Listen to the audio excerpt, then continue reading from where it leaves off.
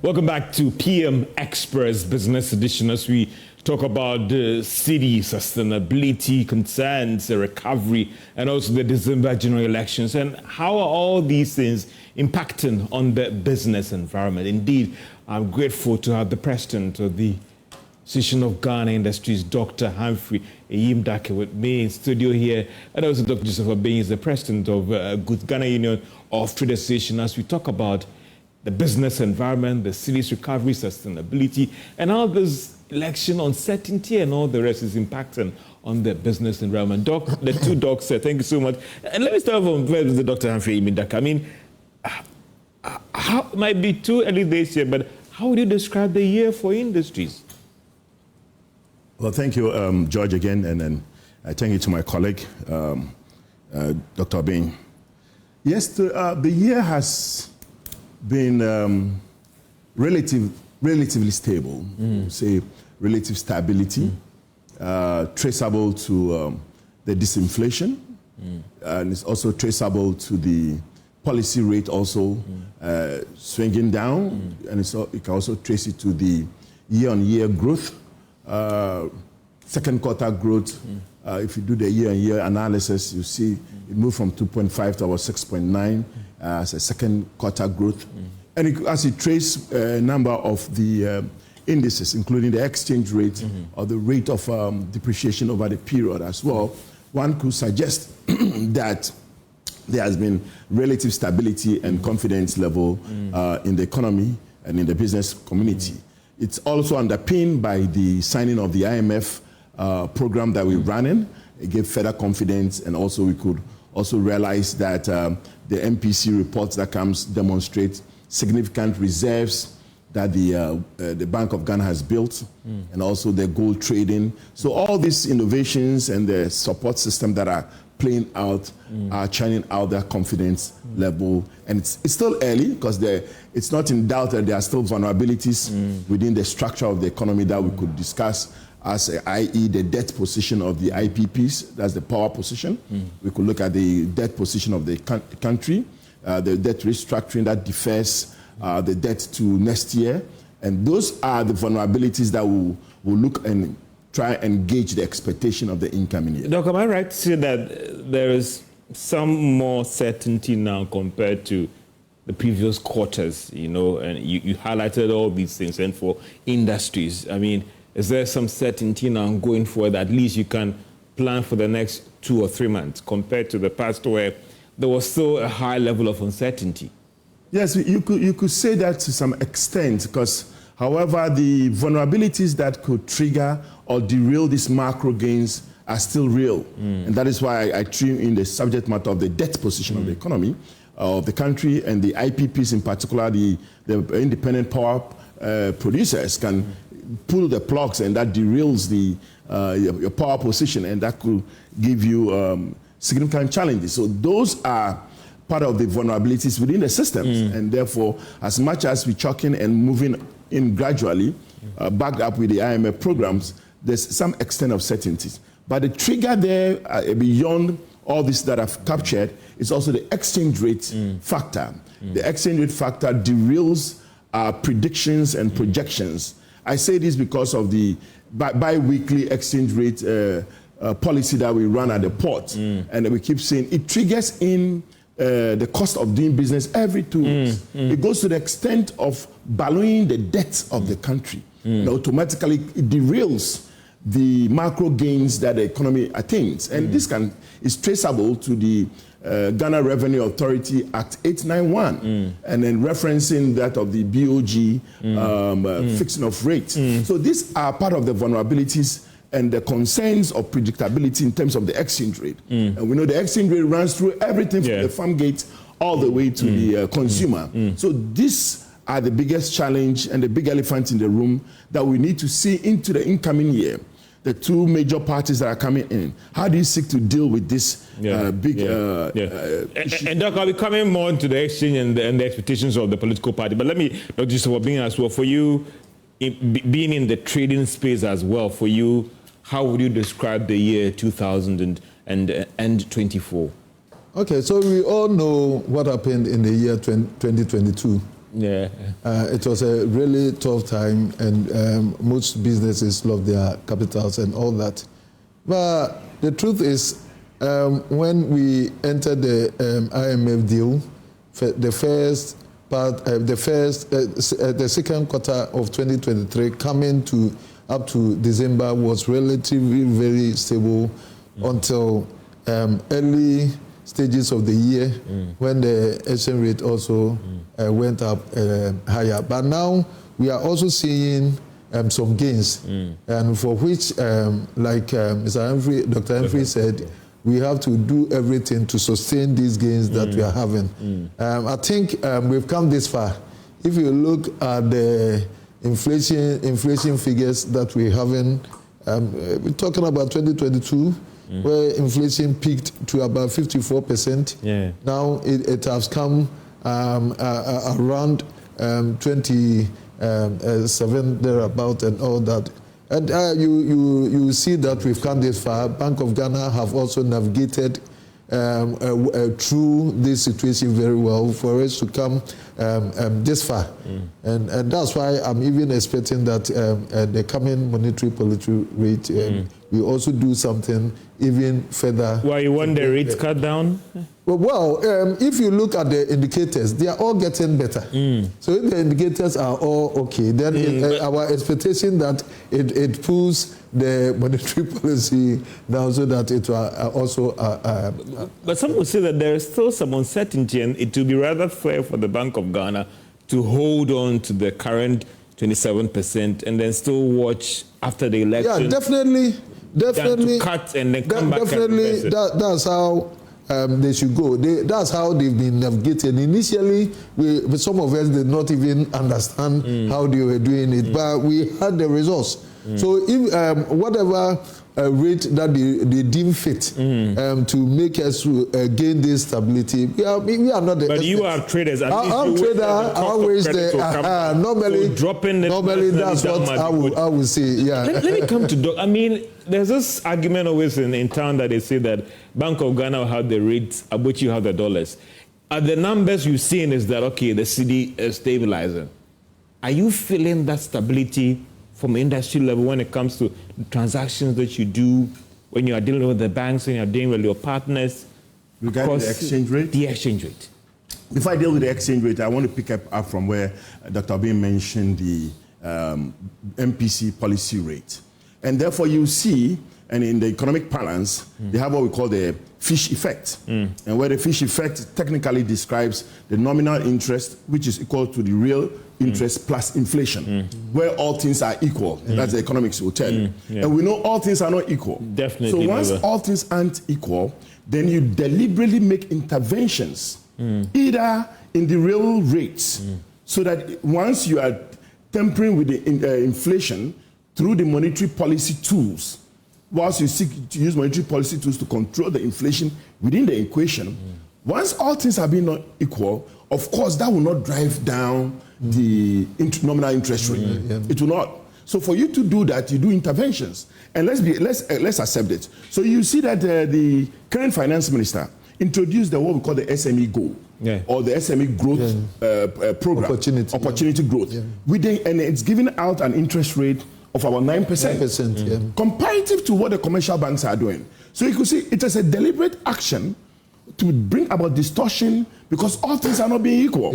So that could bring about some ripple effect in the interest rate regime, because that is how you can aid the SMEs or targeted interventions in some industrial sectors to boost and create consumption and spark productivity. AGA, what are your expectations as the monetary policy announced their decision tomorrow in a press statement rather than the usual press conference that we are being told? What are you looking forward to? You look forward to a cut or a rate being kept?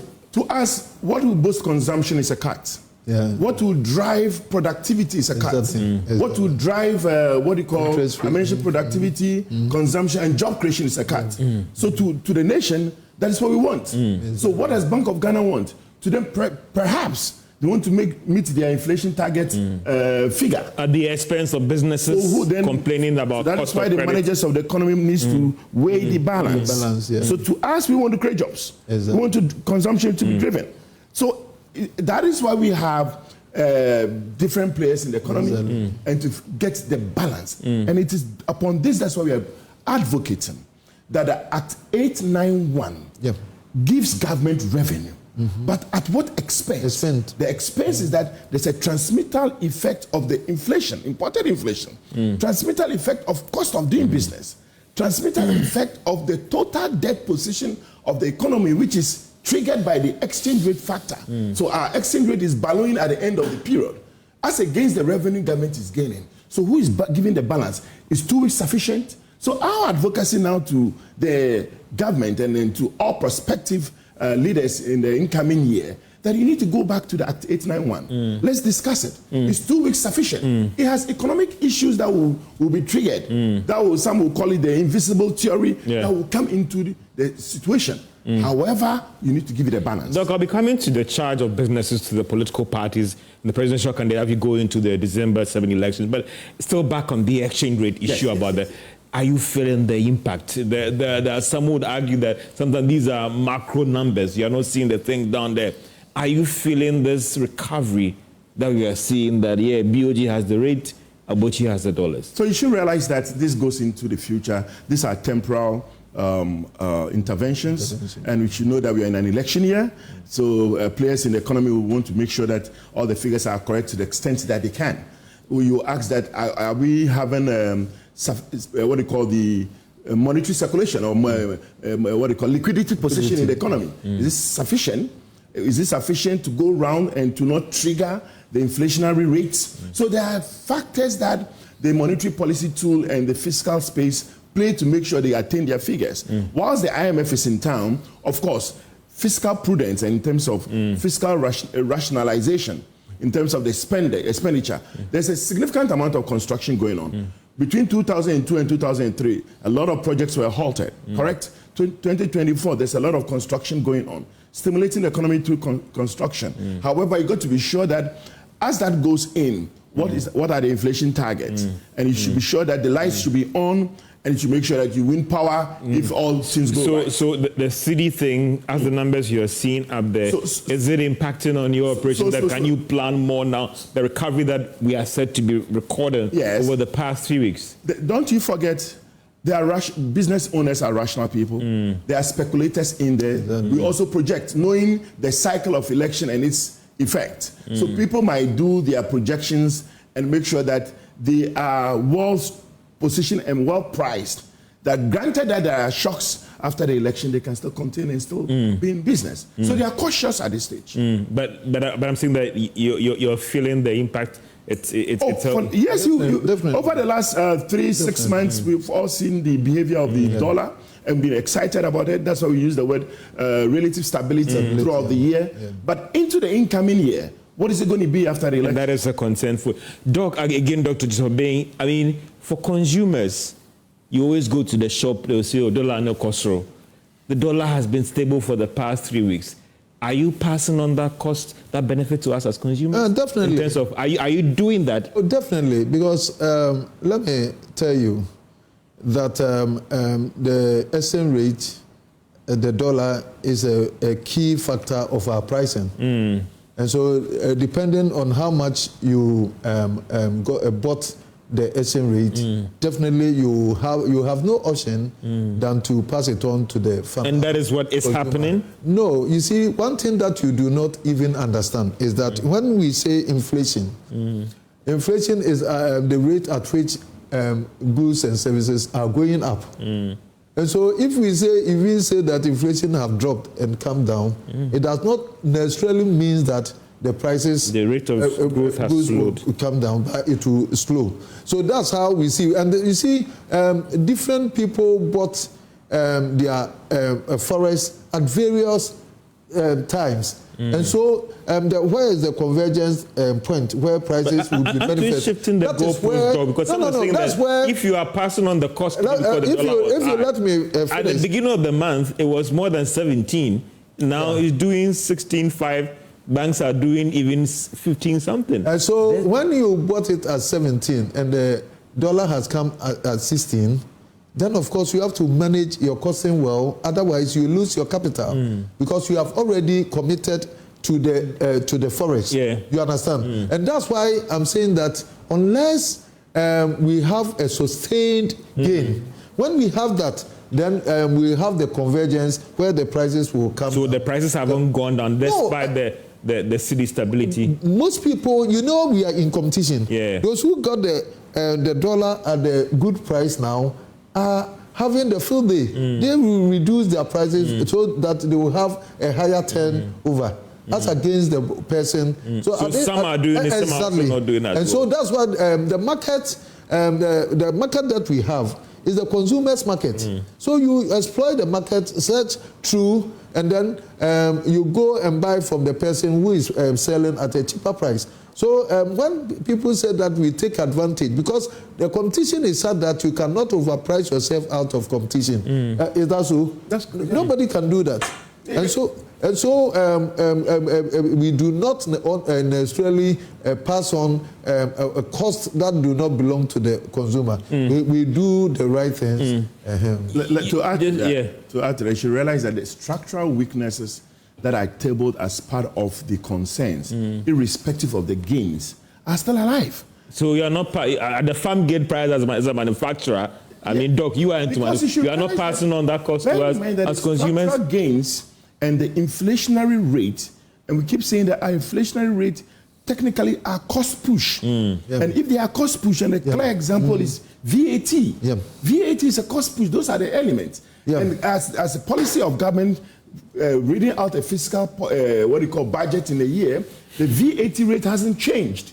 So it is a cost push factor, which are affecting your cost anyway. Don't forget the VAT also has levies, which is... So other variable costs haven't gone down. So despite the savings you are making in the dollar effect. So you should realize that there are inbuilt costs which are driving inflation. So even though inflation is going down and there's a similar stability of the exchange rate, there are other factors. And we just shifting the... But there's a critical question that Doc raised about sustainability, and just a quick one. Let me bring in an economist, Courage Boti, as well. The bit about how do we sustain this good run, and are we in a position to sustain this good run? We heard from the Bank of Canada they have built enough reserves. The gold purchase program as well is quite significant. For you, you are in the lens of an economist. Are you worried about the outlook for the city when it comes to sustaining this current good run?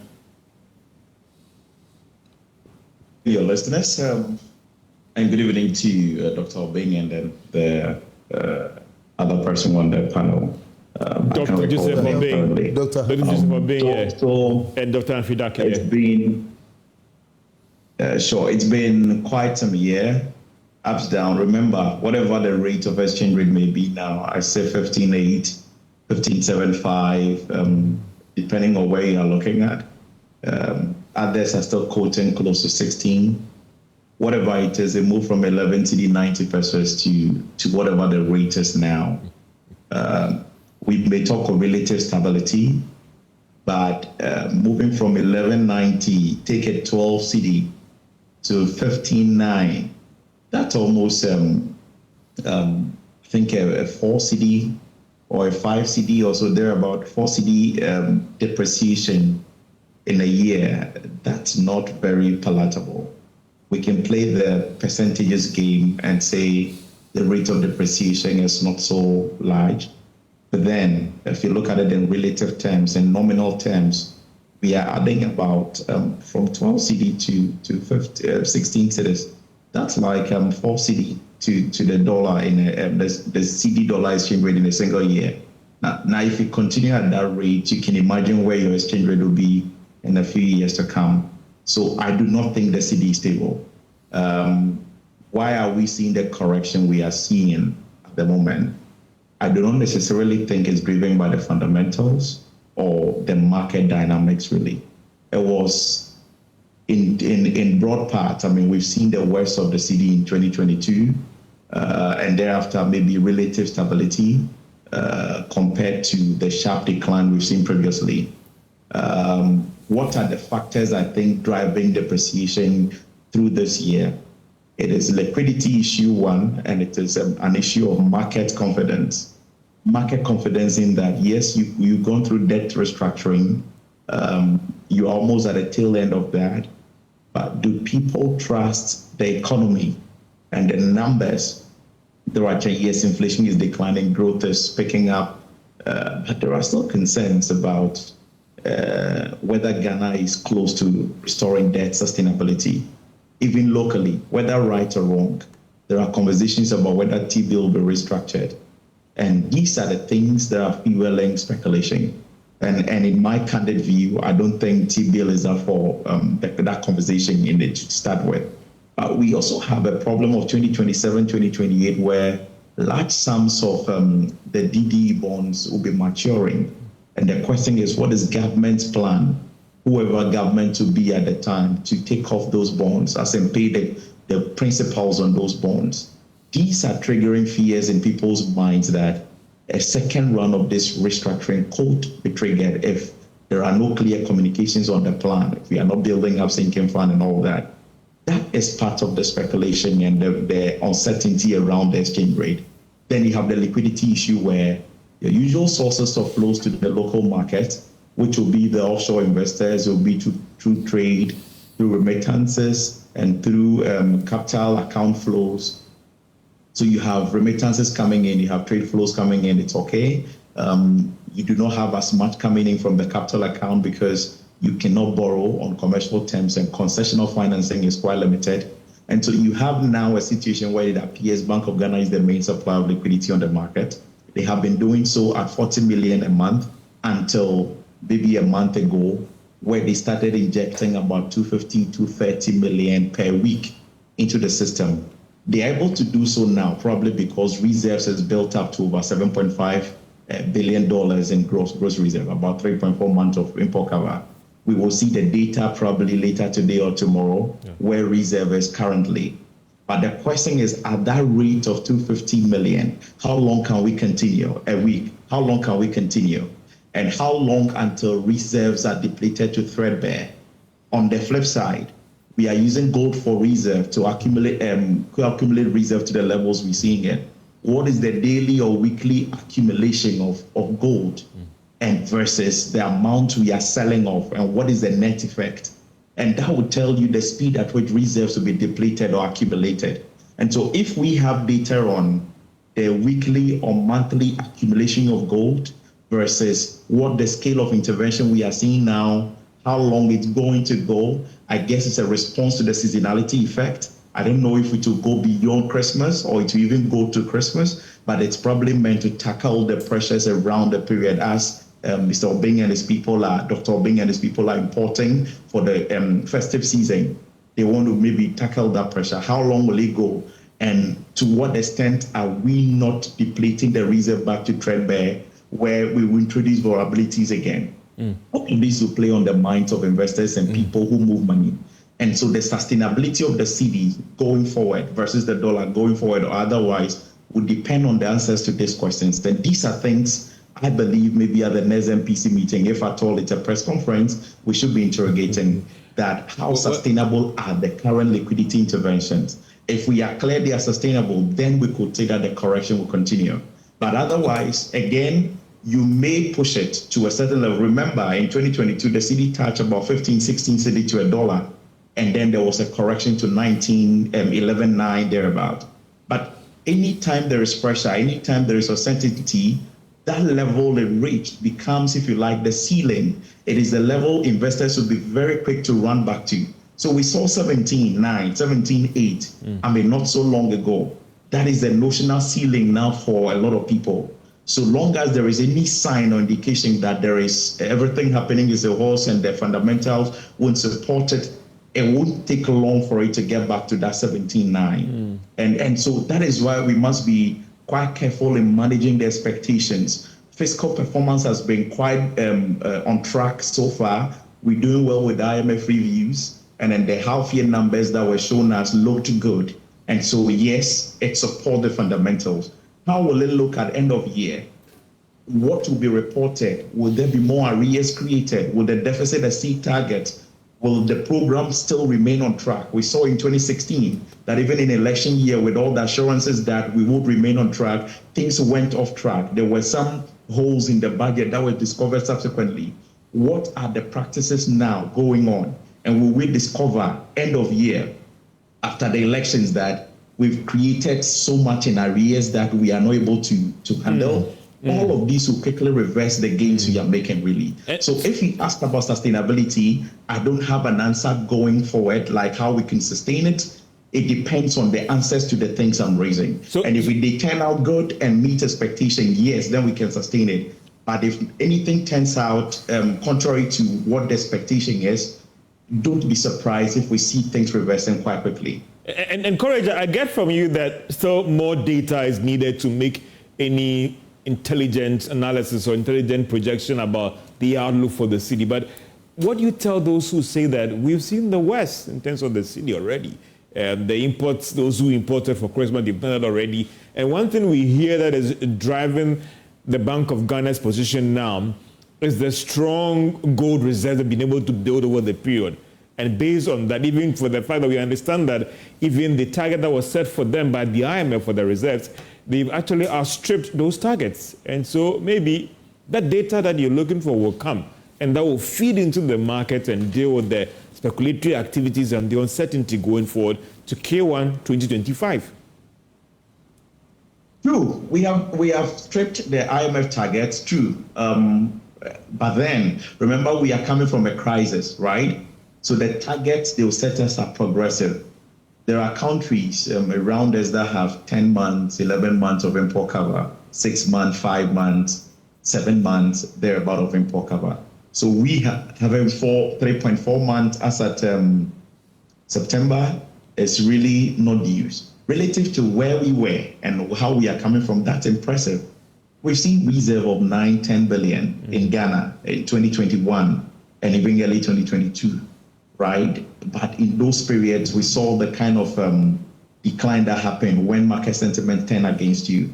And remember, we are not out of the woods. The investors that changed their bonds, they did it with a goodwill to support government of Ghana.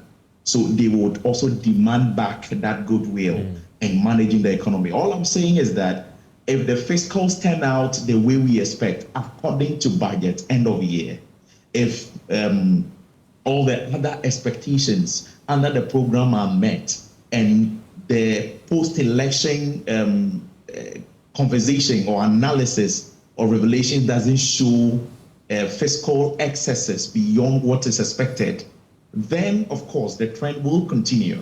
But you see, the point I'm making at Payne is that we have about 7.5 billion of reserve cover, and gold for oil and gold for reserve is a big part of that. So good. And it's actually a good thing we're trying to accumulate reserve in an innovative way, even if this has been probably available all this while, we just haven't exploited it. And we will continue to do that. But at what rate, on a monthly basis, on a weekly basis, versus the interventions that are going? And remember, I'm saying that the Cedi is regaining strength because for the last 3 weeks, the Bank of Ghana has injected 230, 250, and over 200 million for each of the last 3 weeks into the market. Their Q4 calendar for auctions to the BDCs is 40 million per month. And they've done 200 million each week for the last 3 or 4 weeks, really. So it is the scale of liquidity intervention that is triggering the correction. How long will you go on with that intervention versus what is the need of the market? And what will your reserve be at the end of that period? And in other words, what is the net depletion in reserve out of that extraordinary liquidity intervention? If the answers are all positive and it doesn't create a negative picture in the future going forward, then the trend can be sustained. Okay. And I dare say it's an intervention for the seasonality effect. I don't expect 250 million to continue in perpetuity. Probably once we are out of the seasonal pressures, they will revert to normal setting. Yeah. But then what impact will it have had on the reserve, and what reaction will people give? And what are the other data the market is looking at? How will it turn out after the elections? If everything looks good, we are all good. And then we all want the Cedi to correct. I would wish we go back to 3 Cedi, 4 Cedi, even 1 Cedi per dollar. One is to one, you know. I'll come back to you on going forward what we need to do. But let Doc, Ed, having two doctors struggle. Dr. Humphrey Jimdake, for you, I know you have your guys who will put the data for you, but do some of these things worry you? Because at a point in time, you always think that we are out of the woods, but no, we are not out of the woods yet. No, just ask this, Courage. Courage was doing the analysis. So you should realize that is why looking into the manifestos of the two parties, knowing, and each of them have been in government, and they know exactly what is happening. We're looking out for innovation in the incoming budget. Yeah. Both of them are talking about tax reforms. And that should give you some excitement. They're cutting, and I'll pick your thought on that, because you should be able to tailor-make the tax reforms to macroeconomic stability. You should be able to make the innovations that is seek to bring into the macroeconomic stability. As Courage was mentioning, how sustainable is the 250 injection? Until the 250, they were doing 40. And until they had built significant amount, they had to go back to the IMF and negotiate. And then they scaled it up because they realized the distortion of the 40 million, even though you built a significant one, wasn't work for the economy. So they went back to negotiate, and they've given them the opportunity. Bear in mind, as you're under the IMF, and as you've done debt restructuring, it frees some money for you. How do you channel this said free money into productive sectors to create export drive, to create the remittance? What's your remittance policy? What is your tourism policy? How deliberate is it in your innovation coming next year to replace the inflows that you are depleting now?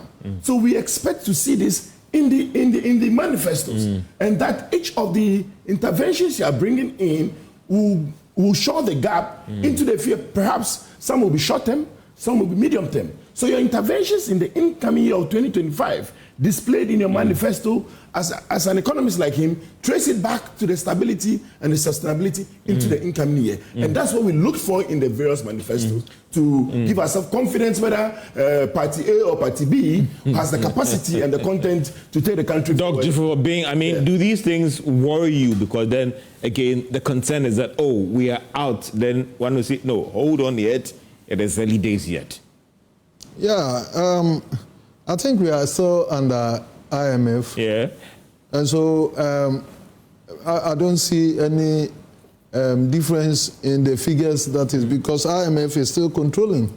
If they are not able to pump that amount of money to shore up our forest requirement and all that, they wouldn't be allowed, or if even you think they have a plan. The fund program provides some cover for what I want is, because we are in an election year, where expenditure was expected to go high to push up the forest. We are still doing our Christmas purchases and all that. We import too much for the Christmas and all that, and still we have a positive indicators, especially the forest coming down and all that. So we have to give positive speculation rather than thinking that it is rather... but you cannot rule out the fear or the fact that it could happen. And these are things that we should look at. No. We should not gloss over those things. We've come this far. We've been able to build our reserves. For you as having gotten all the indicators and all that, things are going right. We have to give it a push with positive speculation, not negative speculation. I believe that we are on track, and that the confidence have been built, and that we need the indicators and all that are giving us the necessary confidence in the economy, and is coming back. So I believe that we are on track, and that we need to be encouraged rather than being... Doc, were you going to Q1? What are your expectations from industry when it comes to the currency? My expectation, because some would say that the real threat is Q1 when businesses and your members try to restock for 2025. Sorry. Yeah. So, like I mentioned earlier on, there are a number of interventions government rolled out this year. One we are quite excited about is what we call the inbound manufacturing deferment of duty. It's just like VAT deferment of duty. So once you're a manufacturer and you bring bulk products, you have an option to defer your VAT payment, indirect tax payment, and it aids your cash flow. And so once this aids your cash flow, it gives you that flexibility. We had same as under the zero-rated VAT for textiles. We had same for the what we call the garment and textiles and the sanitary pad intervention. So there are some sectorial interventions that are growth poles for government. So when you target these particular sectors, how do you drive them to be export-oriented?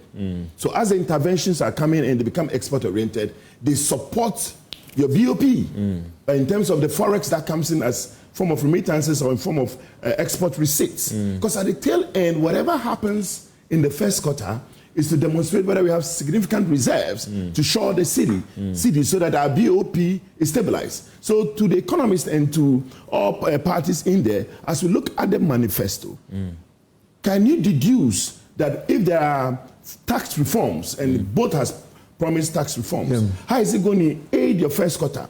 Is it going to aid in terms of bringing in more export receipts, remittances from colleagues that are outside, tourism that you are boasting?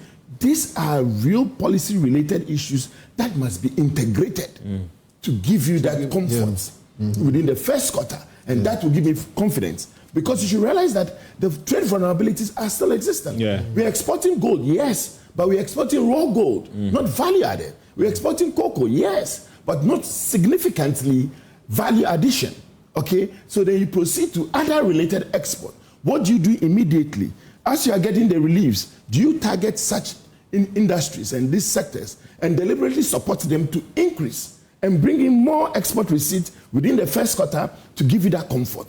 Those trade vulnerabilities, we need to give them interventions. Your SMEs, once you are supporting them, support the export-oriented ones at a good interest rate for them to export and create jobs. So the reverse becomes funds that come in to shore the first quarter related issues. Dr. Bing, I mean, it might be early days, and how are the Christmas sales going? I mean, you brought in your members in terms of purchases, or because of the elections, people are still not buying it. I mean, how are things doing when it comes to purchases? No, it depends on the product lines and all that. I'm into electrical products. I mean, how are things going? You don't expect that during Christmas, where people are buying the children's wear, the confectionaries and all that. And so, but probably people also come and buy goods to finish their buildings for the parties and all that. So I think it's gradually growing. Our demand picking up? Demand is picking up, and you think that things will pick up as we go on? Definitely. Finally, the quick one on the expectation for you going to Q1 when it comes to the city's performance. Now, what are you looking for in terms of traders? Yeah, to tell the truth, for us, the traders, the flat tax system and then the fixed tax rate system that is being promised us by the two political parties, the MPP being the flat tax system, NDC promising the fixed tax system for the spare parts dealers and all that. That's the game changer for us.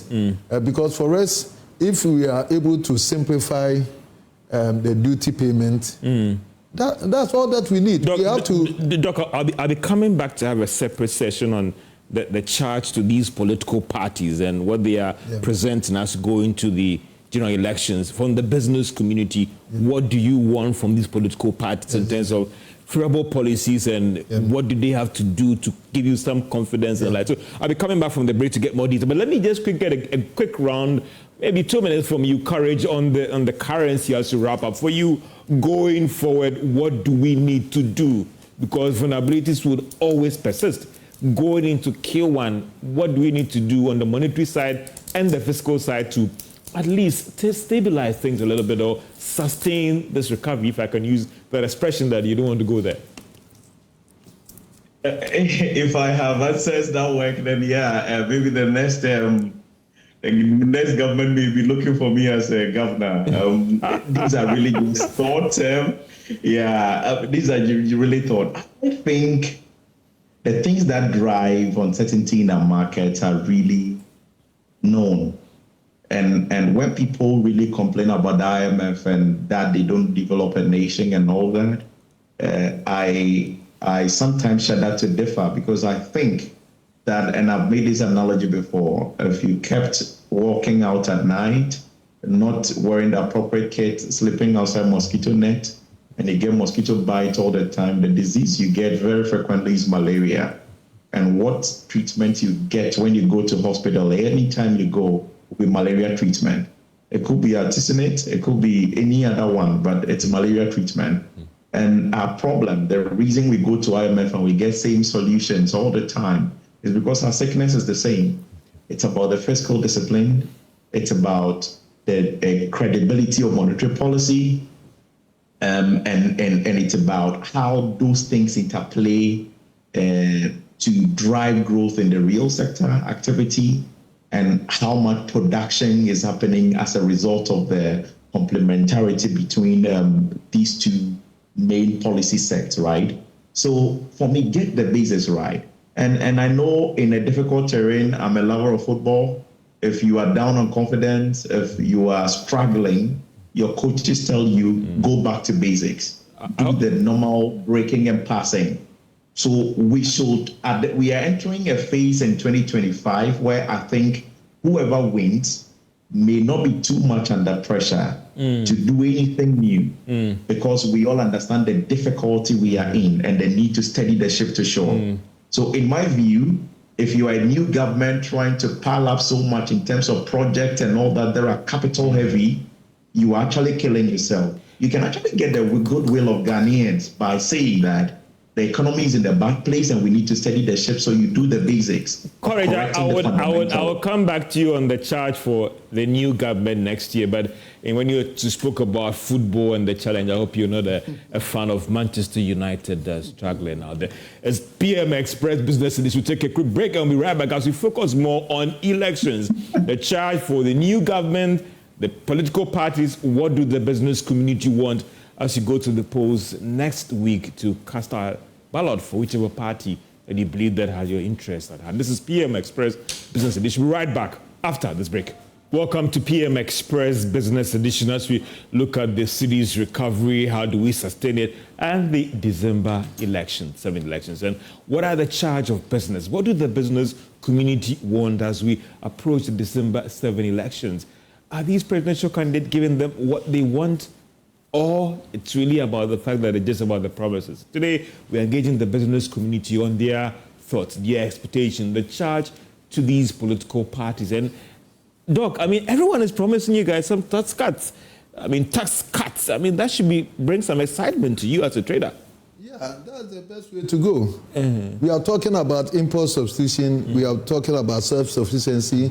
We want to produce what we eat, we want to export and all that. Of course, we are thinking about industrialization, and that's what we normally say, that we have to move away from taxation to production, because excessive taxation do not help us in that quest. And that's why they've all come to realization. We are just talking about exchange rate. Yeah. How do we get the solution? Unless we are able to turn the produce of our industrialization to be competitive. We cannot overprice the produce of our industrialization. And so if you are able to remove some of these taxes, made it affordable, simplified, it means that the basis have become big for people to produce, manufacture for export and others, and then productivity will turn very big for government to also get the income tax at the tail end, even more. Once government is giving us the boost from the beginning, we are expanding our production. And when it goes like that, then we're able to export to get even more forex, and then government gets more. So government do not have any option than to reduce. Subscribe to the proposal from to reduce political party, the two major political parties. And most of them also came with this. And this time around, we've weaved their manifestos together. And then most of the input that we gave them, they have adopted into them. That's what gives me some excitement. Dr. Afiya-Yimdake, what is the charge from industries to, let's say, the two major political parties in terms of what you want as we go to these elections? One is tax reforms, as they have promised. But our prayer is that these tax reforms should be practicable and they should be achievable. They should be smart, as we call it in economics and management parlance. They should be smart, it should be doable. And that the tax reforms, they should take cognizance of the macro gains. And also, as they do the tax reforms, I know they'll be conscious of their fiscals, because the domestic revenue will be affected by these tax reforms. And I believe I presume they have stimulated the options they have as a date. So we really need tax reform, because they both admit the complexity of our tax system. That is one. And I don't want to break it into the types of taxes, because we all know the VAT, the levies, and a number of those taxes that we call some the nuisance taxes. So there are a number of tax reforms that I believe we need to really look at. Secondly, initiative for exchange, the exchange rate, the dollarization of our system. I asked a question about what is the policy initiative around our remittance law. We know what the Filipinos do, and we know what the Indians do.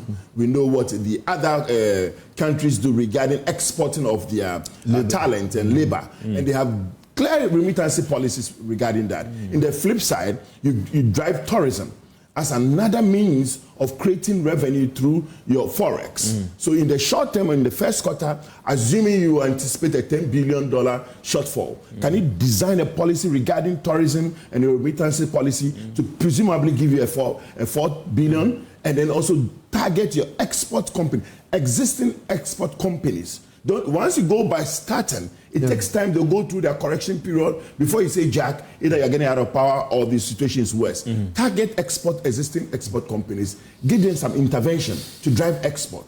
Automatically, that will bring in some money. And there are other initiatives. So we're looking out for innovations and initiatives around the exchange rate, how to manage the exchange rate as another option. Thirdly, we want to see a clear roadmap to the power stability and the debt-related issues with the IPPs, because those are inherent difficulties that can destabilize us once the gentlemen pushing the IPPs pull the plug. And we know how sometimes they can threaten government on all fronts. It brings a lot of instability in our operations. I also would like to table the managing the debt situation that is going into the future. How is that going to affect our macro stability related issues? And the exchange rate is a big factor in our expectation and our tax reforms. What do you want? I mean, no disrespect, but what do you want these two major political parties when it comes to dealing with the exchange rate issue? What should be their policy position on that? It comes with innovations. Both have tabled a couple of innovations. Some believe in export.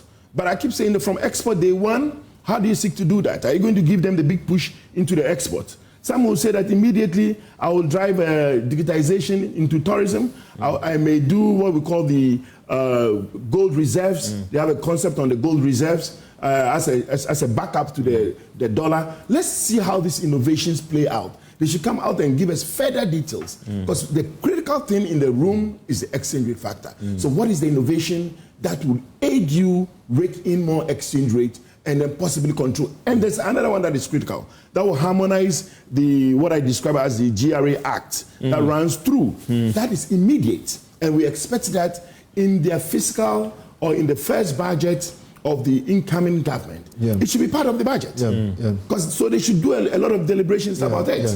And we've engaged the School of Research in Economics. We've engaged a number of stakeholders, and we believe it's doable. That alone will bring some reasonability and stability. There's a trade-off on revenue, but you need to also look at the magnitude in terms of impact on the inflation, on the cost of doing business, on your debt. Because the total debt of the economy, once you start paying, derails. And the MPC report indicated part of the gains of the exchange rate is the low payment of it puts it as, and low government external payments, which is our obligations. So we need to have a strategy around the exchange rate. It's the killer in the room. So we want to see innovations around that whilst we do your tax reform. As the business community, have you guys pushed for any charter? Today there was a peace charter that was, if I can use that expression. Have you been able to push for any charter that whichever any other political party wins, you are sure that this is going to happen to the business community, to industries? Doc? What we should know is that all of them are having a social contract with us. And we will demand, they've done that? Yes, we will demand accountability. That's for sure. We've just talked about it. We have met over this and all that. And that whatever has been promised us, we make sure that it will come. We are talking about the tax cuts and the tax reforms, and we are saying that it's not achievable. It's very achievable. You know, the key to revenue enhancement. Yeah. The key to revenue enhancement is compliance. And all these tax cuts and all that is going to ensure compliance. And government is going to have a whole lot to develop and also make it very productive and a very competitive production also. It's not that we have to overprice ourselves. And tax cuts seeks to do that, to move away from taxation to production. And when we're able to do that, we become very competitive in the sub-region and all that. Government will have its worth of revenue even through the last end of our production, where they can take income tax and all that as part of the revenue collection. So it is very doable, and we have to do everything to support. But saying that they have a social contract with us, and we demand accountability whoever found himself in power for any promises that they've given to us. Okay, my predecessors in the past used to do the social contract, where the political parties will come to AGI and present their manifestos, and then we sign a contract. But bear in mind, have you done that this time around? And so in my presidency, I took a different approach. Okay. One, we supported them in them drafting some of the manifesto. We sat on some committees on all the parties. So the tax cuts, they came from you. We're part of it. And so beyond the proposition and making sure these are in their manifestos, because they believe in their manifesto more than the social contract. Secondly, what we seek to deploy in addition, we have announced that the AGI will create a monitoring and evaluation system of all the policies backed by our donor partners, through every minister that will be appointed by the government or by the president. The new administration. The new administration. And all your policy as a minister, through your agencies, today with AI and blockchain, we can easily crash and see your performance. And as we deploy our BB report, we do business barometer quarterly. We will report to the president and report publicly to the entire country. So this time around, the social contract, we are not giving them the power to do it. We will do the evaluation, create a methodology, and engage them. That is how far we're going to push it. Let me get a thought of an economy, because I have engaged we are talking together. I have engaged a tax person who says that, George, looking through all these political parties, the reality is that these tax cuts, they are not feasible. Looking at the economy that we have. Courage, Buti, what are your thoughts on people, political parties, and the fiscal proposal when it comes to taxes and revenue? I don't intend to be a killjoy, and Dr. Obeng and my co-panelist. I can feel your enthusiasm. We all like tax cuts, right? It makes life easier for businesses. It allows you to plow back a lot more of your profit into, or if you like, your PBT. A large part of it may be available for you to plow back into your business, expansion, growth, employment. I understand all of that. But you see, we need to hasten with caution, in my view. Human nature is inherently selfish. That you cut tax rate at the port, is it VAT, is it the e-levy, is it the betting tax, whichever, I may name them, that you cut tax rate does not automatically translate into compliance. Indeed, those who are greedy and inherently want more will still not pay. So what the focus should be on is compliance enforcement. How do you compensate for the revenue loss? Because definitely if you cut those tax rates, there'll be revenue loss. How do you compensate it for it through compliance enforcement to ensure that those who are not in the tax net, those who are under declaring, are not motivated to keep doing so? Until we crack that code, you may cut tax rate to even 10%, 5%, and compliance rate may not change much. If it is going to increase, just by maybe a marginal rate. The problem is in compliance enforcement. We have several governments. I've talked about expanding the tax net. This current government that is going out, or that is ending, the Akufo-Addo government has been quite vocal about moving from taxation to production, expanding the tax net. We see the revenue assurance and compliance enforcement program rolled out. But what are the impacts on the revenue basket really? Can we say that boldly that we have achieved the results? In the first term of this government, there were a raft of tax cuts, but then we saw somehow some of them were brought back. That's because of the revenue problem. And you see this kind of IMF program, the focus is on maximizing revenue generation. And so if we are cutting tax in the face of all the issues we have and the need to close the revenue gap, and the fact that if you look at the sub-region, we are generating the most in domestic revenue is not doing much. 3 expenditure items, goods and services, interest payment and wages and salaries consume all of your tax revenues you collect in a year and all that. They realize that there is really no scope to do much of tax cut under the circumstance unless there is a magic wand to maximize compliance. And that is where we must hasten. For a financial sector player like myself, the biggest problem we have faced, the ones that have given most MDs and executives headache over the last 2-3 years has been the DD and the impairment abroad. Of course, we are getting out of those woods and all that, right? But then the capital impairment is still, they are still working to restore that. And all we need is that from 2017, 2020, what am I saying? 2025. 2028 period, where the DD bonds will start falling due, there should be a proper plan in place to try to pay those bonds.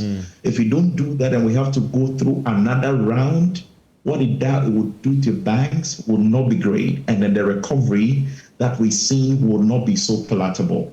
And it also hinges on the reason I'm saying let's hasten cautiously.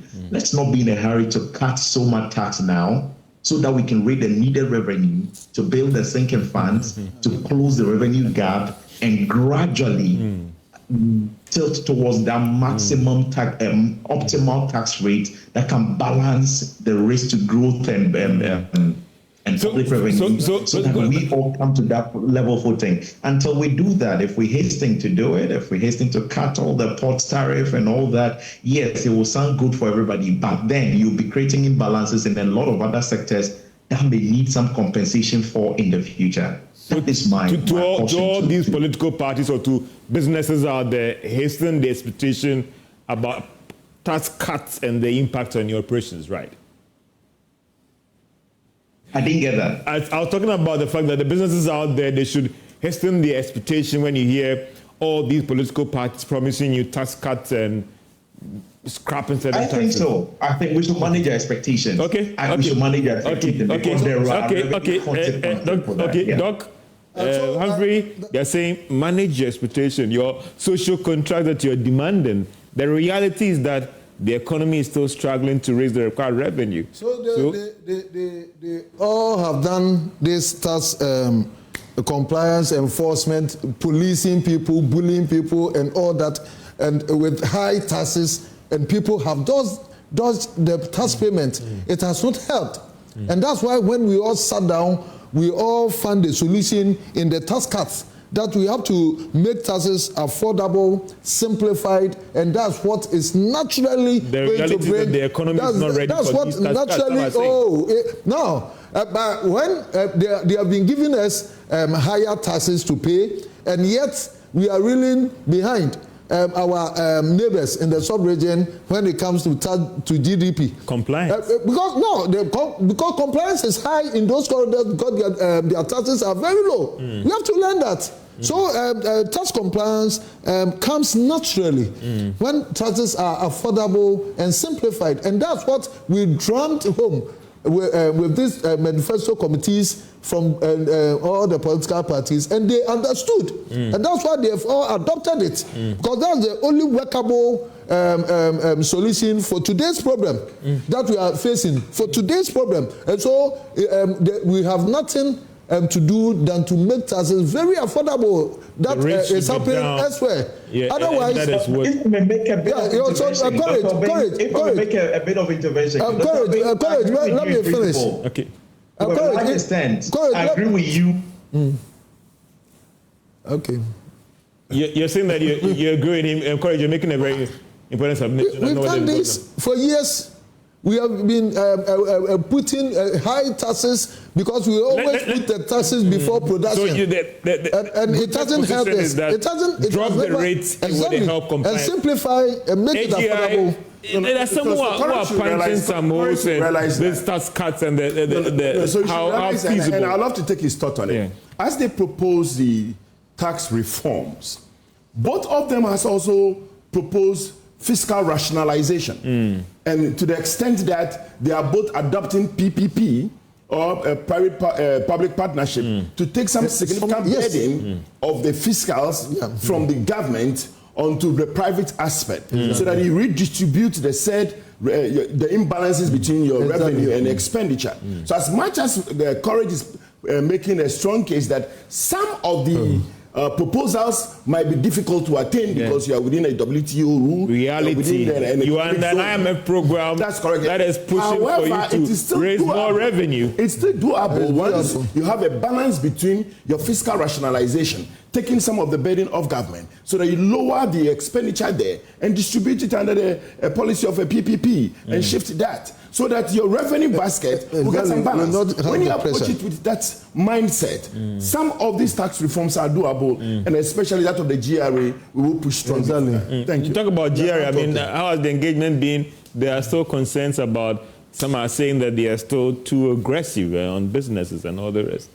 We believe that there were significant reforms. That's why the current government really depended a lot on the digitization as one of the major reforms for compliance, and presumably seeking to deepen their tax reforms and mobilization domestically through that window. Granted that that is the case, they can still expand the tax base, and that is why they did a lot of engagement, building the ID systems, building your data system, knowing where you stay. So all that system architecture that is integrated into economic development, it's one unit. Whichever government comes in will inherit it. If you deepen that, you could expand your tax base easily. So we believe there are options to which this. What about the business environment? Before I say anything, even for a greater part of the year, even the whole of the year, GRA have been very moderate in its enforcement, and yet they are getting the best of the revenues. So it's not about sitting and being aggressive and all that. And that education, they do a lot of education with us, and compliance is going on as even better. We need to drop this. And one of our analysis, we also realized that in the past, government was raking in over 70% of its revenue through the ports. That largely was import driven. Today, you could see that the revenue from the port is playing between 45 to 50%, and about 25 to 30% is on the service industry. So you realize that they're rediversifying, using the digitized system to collect revenue from other sources. As they deepen this, the basket of revenue will reshape. And we think as you do so, and as you do the tax reforms, and deepen your digitization, by virtue of your data today, as you do your Momo, as you pay your electricity bill, where you stay, your various homes, through the, what you call, property rate systems, they have digitized all this. So you can be traced for compliance. Well, I come back to the charge also about the business environment, because it's not just about taxes, how conducive the business environment is. What has been the charge to these political parties as you go to the polls about what are your policy proposals in improving the environment for traders, for the business community? Yeah, that's what I've said, that we sat down and weaved the manifesto with them, and then we've made it clear what our needs are. And to tell the truth, and now some of them have even promised tax amnesty, meaning that all the wrong that we have done in the past is going to be forgiven, so that we chart a new course of life. That's even going to help government realize even more, because then whoever was doing the wrong thing is not going to be benchmarked with the past records, and that the person is also able to redeem himself from the old bad doing to doing the new, so that government can rake in more. We couldn't have gotten anything better. Yeah. Yes. Oh, I mean, yes. Full of thoughts and experts like Courage will say yes. Amnesty necessary. There's no definite correlation between granting an amnesty and that of compliance as you roll on. But you see, the complexity of our tax system. Yes. If you run business in Ghana, if you're not an employee and you run business, you come to appreciate the difficulties of our complexity. Exactly. So when you get this opportunity, you got to grab it and reform and get on the right books of it. Because some are promising credit scoring systems. They have implications. What of those? And by virtue of the system we've managed over the years with the complexity, there are a lot of defaults in terms of non-performing loans, in terms of tax-related issues. Where are the amnesty? What's going to be the scope? But these are issues that we need to engage in and reform our tax systems. It's a Courage, in 2 minutes, your final thoughts, the charge to whichever new government or new administration takes over come January 7th. Your final thought, the economy. Well, the book talked. I wish the political parties well, and then may the better candidate win. I'm putting together an article which I titled "Hello, Finance Minister," and in there I'll list a number of things I think are the immediate things that need attention. We've talked extensively about exchange rate and macro management and all that. I think my message is that we probably would have a leeway as whoever the government is to manage expectations in 2025 and not do the heavy lifting. PPP is a way to go. The investor community are looking for asset classes that they can manage, but they don't want asset classes that are linked to government. So your Dachi bond, your ESLA bonds were good, but in this moment, given the experience from DPE, if you are giving concession, it should be ones that are SPVs managed by, say, the pension sector or the financial sector itself, and the flows come directly to them, and not ones that will flow through government and all that. Okay. If we can consider things like that, most of the CAPEX burden can be shifted to long-term patient capital from the pension sector, the insurance sector, and other places, which will ease the burden on the budget. So governments, whatever emerges victorious, should consider that strongly and create asset classes for the investor community. That said, let's manage our expectations. Let's not carry too much at a go. When we do that, we can restore currency stability, we can continue the disinflation process, interest rates can correct, and that is the foundation we need for businesses to thrive. If we're forced to bring those things immediately, it may react or resist at some point. But if they naturally come to the place we want them, we can bring the stability and the foundation that businesses need to grow. Thank you, Courage. 2 minutes. 2 minutes. I love to take from where Courage left on, that the SPVs, the special purpose vehicles, and that of the SOEs, specifically on the SPVs, the minority shareholders' role must be well defined.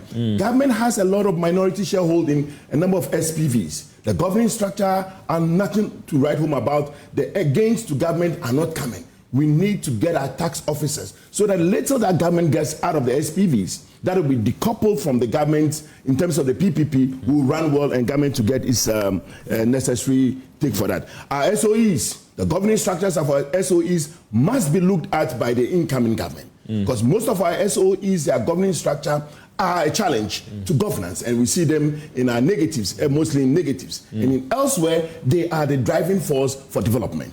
Thank you. Doc, your final words and your charge to whoever.